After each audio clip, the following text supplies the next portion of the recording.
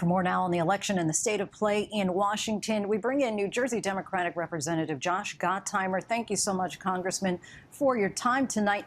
Taking a step back, we're seeing voters in your blue state of New Jersey and in Virginia, which has been trending blue, move toward the GOP in droves at this point. How concerned are you that we'll see the same trend in those all-important swing states in the coming 2022 midterms? Well, listen, I think last night was a call to action, and people want us to get things done. I mean, I heard it all weekend as I was going door to door with candidates. They want us to get this bipartisan infrastructure package across the finish line. You know, it's been sitting, waiting here in the House for months. That's the roads, bridges, tunnels, water infrastructure, helping us fight climate change, all these things that matter to them and their families. We've got to get things across the finish line, and I think that was the big news that I read into last night. And you know, many of us have been calling for this for months now, and it's time for us to act.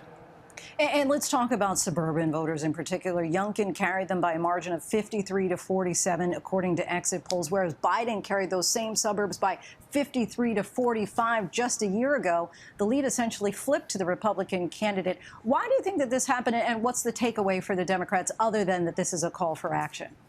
Well, you know, listen, I'll leave it to smarter people to armchair about, you know, why things moved in certain directions. I can just tell you what I hear at home. You know, people they want us to fight hard to reinstate SALT, the state local tax deduction, and get their taxes down and make life more affordable for them and their families. They want child care so they can get back to work.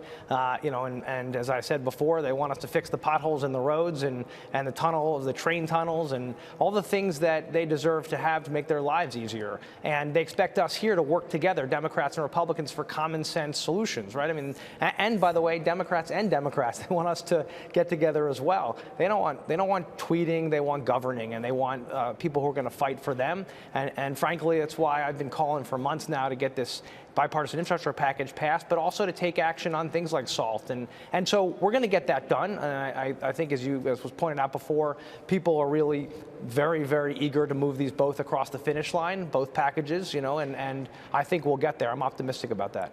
And you were one of just 9 moderate House Democrats who pushed for a vote on the bipartisan infrastructure bill before Congress left town for the August recess. The progressives, though, refused to vote on it without a guarantee that their reconciliation bill would pass the Senate. And now, as we know, there's still no bill for the president to sign. Do you think that the Democratic Party is bending too much toward the progressives, and by doing so, then potentially turning off swing voters? Well, listen, I think people have a right to be frustrated that we didn't vote on that bipartisan infrastructure package, right, that got 69 votes in the Senate, you know, including 19 Republicans and all 50 Democrats, and has been sitting here since August. So, right, they have a right to demand that we vote on that. But listen, we're going to have to all work together and come together and realize that, you know, you're not going to get everything you want. You get most of what you want, and you call it a great day and move forward and have progress. And that means, again, us working together, not just as Democrats, but Democrats and Republicans, for common sense things that people expect from us. That's why they send us here, to actually work for them and fight for them and to get things done. And again, as you said, we've got 2 bills here sitting here. They're both very important. You know, one, you know, is critical on the physical infrastructure, the roads, bridges, and tunnels, and the other one, you know, includes so many important things like reinstating SALT and child care and pre-K and helping us fight climate change. There's so many important things in both, but they need to be common sense and done together. And I like to ask people to pull out their crystal balls. Any projections on when we might see a vote? Well, I've gotten out of the prediction business because, as you said, I wish we had gotten this infrastructure bill passed months ago. I'll just tell you, we've all been working 24/7 these last weeks, sitting down at the table together, working through any last-minute issues, and we're really close. So I'm hopeful we'll get the reconciliation bill done soon. But let's vote right away on that bipartisan infrastructure package. There's no reason to hold it up anymore. And back to the governor's race in Virginia, there we're also seeing some culture wars, like Youngkin's opposition to critical race theory in Virginia. How do you see that particular issue playing out in districts like the one that you represent, and also nationally? You know, it's not something I heard about going door to door. I mean, people are talking to me about, you know, making sure their water is clean for their kids to drink and making life more affordable for them.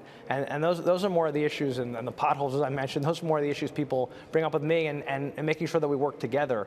Listen, there's lots of things that affect elections. I think the number one takeaway for everyone should be, let's get things done. and not just talk about them, but actually get them across the finish line for them. That's what they expect from us. And that's going to be, to me, the decision of the report card for us going forward. Can we deliver on what we've set out to as part of our agenda? Representative Josh Gottheimer, we thank you so much for your time and insight. Thanks. Appreciate it. It was great to be here. Thanks. Hi, everyone. George Stephanopoulos here. Thanks for checking out the ABC News YouTube channel. If you'd like to get more videos, show highlights, and watch live event coverage, click on the right over here to subscribe to our channel. And don't forget to download the ABC News app for breaking news alerts. Thanks for watching.